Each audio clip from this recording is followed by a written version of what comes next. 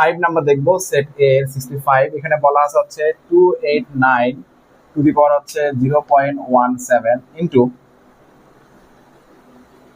17 to the পাওয়ার হচ্ছে 0.16 equal what, এটা আমাদের বের করতে হবে।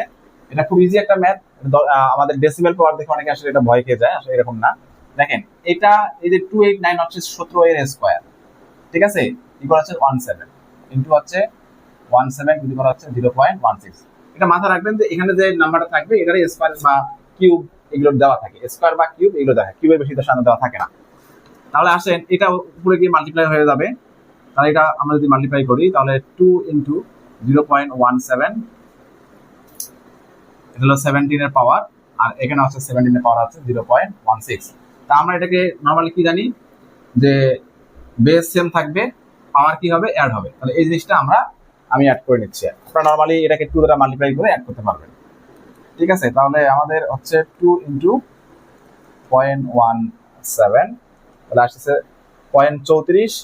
হ্যাঁ, এখন আর লাগবে না। এটা 17 দুগুণ 34, নরমালি মাল্টিপ্লাই করলে আমি 17 দুগুণ 34 34, আর এখানে হচ্ছে আমাদের আসছে 1716। তো এই দুটো অ্যাড করলে আমাদের কত আসবে? 17 টু দি পাওয়ার হচ্ছে 0.5, 0.5 অর্থাৎ 0.5 মানে কি হাফ, 0.5 মানে কি হাফ, আর হাফ মানে হচ্ছে 17 এর উপর একটা রুট দিলেই এটা আনসার। আমাদের যেহেতু এখানে রুট সবচেয়ে রুট দিয়ে আছে, তাহলে হচ্ছে আমাদের রুট 17।